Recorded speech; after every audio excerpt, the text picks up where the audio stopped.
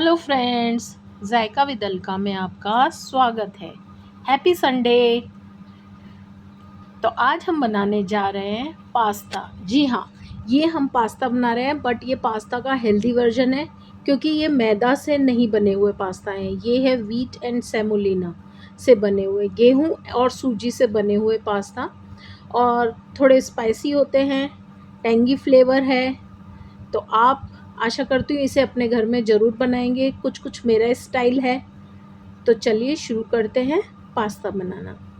तो इसके लिए हमने ये पास्ता लिया है, ये फ्यूसली है, फ्यूसली पास्ता है व्हीट एंड सेमोलिना के। ये मैदा बिल्कुल भी नहीं है। यहाँ पे हम पास्ता को लेके एक बड़ी छन्नी में रखेंगे और इसे अच्छे से धो लेंगे।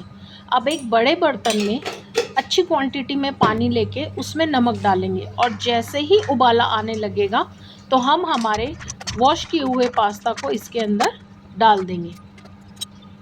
यहाँ आपको ऑयल डालने की कोई नीड नहीं है, कुछ नहीं चिपकेंगे, कुछ भी नहीं होगा। बस आपको ये ध्यान रखना है कि ये पानी उबलने पे डालना है। देखिए पैकेट पे भी व्हीट एंड सेमोलिना लिखा हुआ है। तो इस तरीके से जब पानी में बॉयल आएगा तब हम पास्ता डालेंगे, और एक बार फिर से जब बॉयल आएगा तो थोड़ी थोड़ी देर में चेक करेंगे। यहाँ जब मैंने चेक किया तो पास्ता अच्छे से हो गए।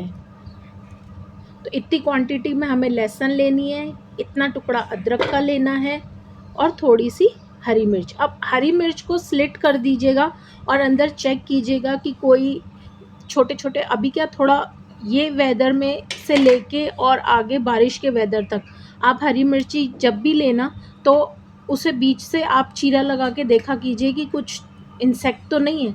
अब यहाँ पास्ता बनाने के लिए हमने प्याज, अदरक, लहसुन चॉप किया हुआ और टमाटर लिए हैं। तो यहाँ पे हमने 3 से 4 मीडियम साइज़ के प्याज लिए हैं, बिल्कुल मीडियम से भी थोड़े छोटे ही थे। यहाँ देखिए इसका टेस्ट। अब मैं इसे खींच भी रही हूँ ना तो ये टूट नहीं रहा है। आपको इतनी इतनी मतलब आपको ये इतनी स्टेज तक ही इसे कुक करना है। तो अब जैसे ही ऑयल गर्म हुआ तो हमने उसमें चॉप प्याज डाल दिए हैं। अब प्याज को आपको पहले अच्छे से पिंक होने देना है। यहाँ पे अगर आपको जल्दी है तो थोड़ा सा नमक डाल के आप इसका प्रोसेस फास्ट कर सकते हैं।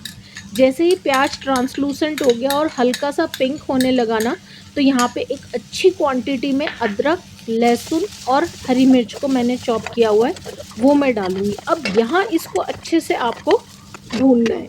भूनना मीन्स आपको ब्राउन नहीं करना है इसे कभी भी। ऐसे पिंक से हल्का सा थोड़ा सा डार्क होना चाहिए, और उसके बाद बिना कोई मसाला डाले आपको चॉप टोमेटो डाल देंगे। यहाँ पे मैंने हाइब्रिड टमाटर लिए हैं, और एक मीन्स 2 हाइब्रिड और एक बड़ा देसी टमाटर लिया है। अब यहाँ थोड़ा सा नमक डालेंगे। अब नमक आपको ध्यान रखना है क्योंकि पास्ता में नमक जा चुका है।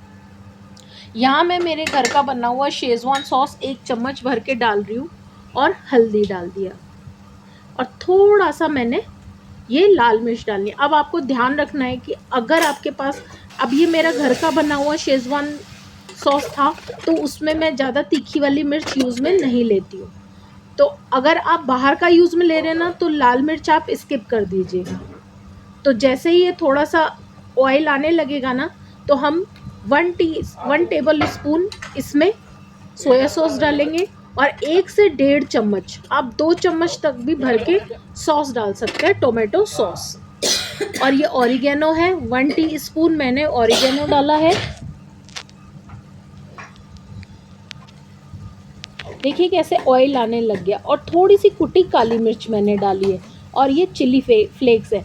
अगेन ना आपको ध्यान रखना है, अगर आप मार्केट का सॉस ले रहे हैं शेजवान, तो प्लीज़ आप स्किप कीजिएगा काली मिर्ची भी और ये चिली फ्लेक्स भी, क्योंकि उसके अंदर ऑलरेडी सब होता है।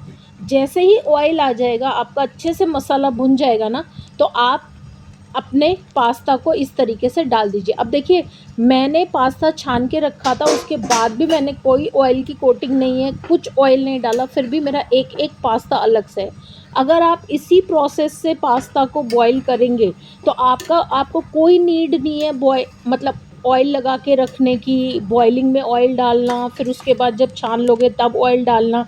सिर्फ इस कारण से कि आपका पास्ता चिपके नहीं एक दूसरे से। कुछ भी नहीं होगा, इसी प्रोसेस से बनाइएगा।